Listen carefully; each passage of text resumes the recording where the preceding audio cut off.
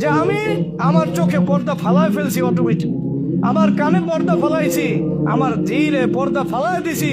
এখন আল্লাহর কাছে কায়মনে পক্ষে আমার যে কান্নাকাটি করা দরকার, আল্লাহ আমার চোখে পর্দা পড়ে গেছে, আমার চোখ তো নাপাক হয়ে গেছে, আমার চোখ তোমাকে দেখার উপযুক্ততা হারাইছে।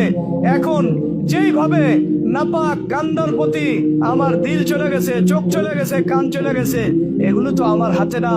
আল্লাহ আমি তো বুঝতেছি এই কোরআনে যে আয়াত তুমি বলছো, এই আয়াতের 100% আমার জন্য খাটে এই আয়াত।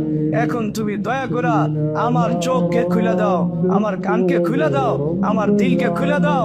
আর এগুলো যেইভাবে আমার কাছে ভালো লাগতেছে, এগুলোর এর চেয়ে হাজারো গুণ বেশি আমার কাছে যেন ঘৃণার বস্তু হয়। আর তোমার ভালোবাসা যেন আমার কাছে সবচেয়ে বেশি প্রিয় হয়, আমার নিজের চেয়ে, আমার সন্তানের চেয়ে, আমার মালের চেয়ে সবচেয়ে বেশি তোমার ভালোবাসা যেন আমার দিলের ভিতরে বসে। এইভাবে আমি যদি বেকারার না হই, অস্থির না হই, পেরেশান না হই, বেচাইনি আমার দিলের ভিতরে না আসে, তাহলে না আমার তওবা হয় নাই।